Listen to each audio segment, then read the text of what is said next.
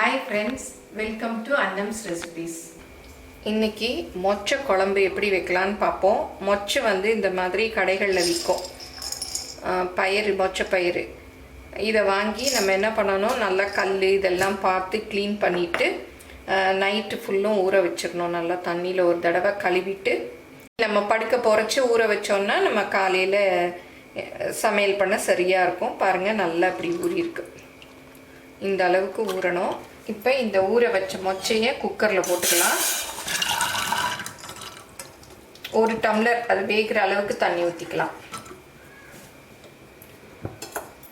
இதுக்கு தேவையான உப்பு. இப்போவே உப்பு போட்டால் தான் அது மொச்சையில் நல்லா மிக்ஸ் ஆகும். இதை மூடி ஒரு 4 விசில் அளவுக்கு வேக வச்சுக்கலாம். சூப்பராக வெந்துருச்சு பாருங்கள். நல்லா இப்படி நசுக்கி பார்த்தோன்னா சாஃப்டாக இருக்கணும். பாருங்கள், நல்லா வெந்துருச்சு. இந்த அளவு வேக வச்சுக்கணும். இப்போ அடுப்பை ஆன் பண்ணிடலாம். இந்த குழம்புக்கு தேவையான மிளகாப்பொடி, நம்ம சாம்பார் பொடி வச்சுருப்போம் இல்லையா, அது போட்டுக்கலாம். எவ்வளோ குழம்பு வைக்கிறோமோ அதுக்கு ஏற்றபடிக்கு போட்டுக்கணும். நான் 3 டீஸ்பூன் அளவு போடுறேன்.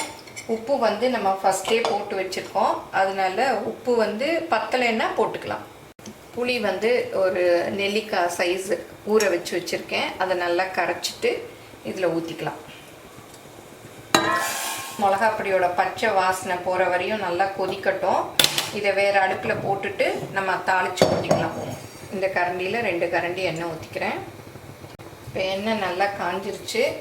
நம்ம குழம்புக்கெல்லாம் தாளிப்போம் இல்லையா, அதே மாதிரி கடுகு, உளுத்தம்பருப்பு, கொஞ்சம் ஜீரகம், அப்புறம் கொஞ்சம் வெந்தயம்,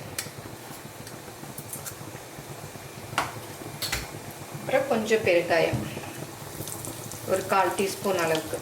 இப்போ கடுகு இதெல்லாம் நல்லா பொரிஞ்சிருச்சு, உளுத்தம்பருப்பும் செவந்துருச்சு. இப்போ இந்த மாதிரி சின்ன வெங்காயம் பாதி பாதியாக நறுக்கி வச்சுருக்கேன். பெருசாக இருந்ததுனால ஒரு 5-6 நறுக்கி வச்சுக்கணும். அதையும் போடலாம். அப்புறம் பூண்டும் ஒரு 6 பல் அதையும் உரித்து நறுக்கி வச்சுருக்கேன். அதையும் போட்டுக்கலாம். அப்புறம் கருவேப்பிலை கொஞ்சம், அப்புறம் சின்ன தக்காளி.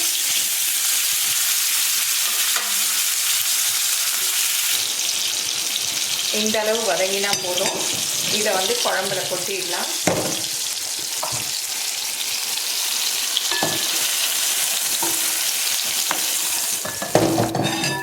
இது நல்லா கொதிக்கட்டும். இதுக்கு தேங்காயும் சீரகமும் அரைச்சி ஊற்றணும். இப்போ மிக்சியில் 4 ஸ்பூன் தேங்காய் நான் துருவி ஃப்ரீசரில் வச்சுருக்கேன். பாருங்கள் எவ்வளோ டக்குன்னு நம்ம அரைக்கிறதுக்கு யூஸ்ஃபுல்லாக இருக்குது. 4 ஸ்பூன் அளவு போட்டுக்கலாம். எவ்வளோ திக்காக குழம்பு வேணுமோ அந்த அளவுக்கு போட்டுக்கோங்க. நான் ஒரு 4 பேருக்கு வைக்கிறதுக்கு 4 ஸ்பூன் அளவு போதும். அப்புறம் 1 ஸ்பூன் சீரகம். இந்த ரெண்டையும் நல்லா நைஸாக அரைச்சி அந்த குழம்புல ஊற்றணும். இப்போ தேங்காய் நல்லா ஃபைனாக அரைச்சாச்சு. இதை குழம்புல ஊற்றிக்கலாம். நல்லா மிக்ஸ் பண்ணி விட்டுறணும். இந்த மிக்ஸியும் கொஞ்சம் தண்ணி ஊற்றி கழுவி ஊற்றிடலாம். இது கொஞ்சம் நேரம் அப்படியே நல்லா மிக்ஸ் ஆகட்டும். மிக்ஸ் ஆனதும் கொஞ்சம் உப்புலாம் போதுமானு குடிச்சு பார்த்துட்டு இறக்கிடலாம். புளி காரம்லாம் சரியாக இருக்குது. உப்பு மாத்திரம் பத்தலை, கொஞ்சம் போட்டுக்கிறேன். ஏன்னா நம்ம மொச்சை வேக வச்சோம் இல்லையா, அப்போ போட்ட உப்பு தான், நான் அதுக்கப்புறம் போடலை. அதனால் கொஞ்சம் பத்தாத மாதிரி இருந்தது. நீங்கள் புளி அதிகமாக இருந்தால் கொஞ்சம் மிளகாப்பொடி போட்டுக்கோங்க. நல்லா கொதிச்சிருச்சு, குழம்பு ரெடி ஆயிடுச்சு, இறக்கிடலாம். இப்போ மொச்சப்பயிரை வச்சு குழம்பு ரெடி ஆயிடுச்சு. சூப்பராக இருக்குது பாருங்கள். நான் பச்சை மொச்சை, ஃப்ரெஷ் மொச்சையிலையும் குழம்பு வச்சுருக்கேன். அதோட லிங்க்கு கீழே கொடுக்குறேன், பார்த்துக்கங்க.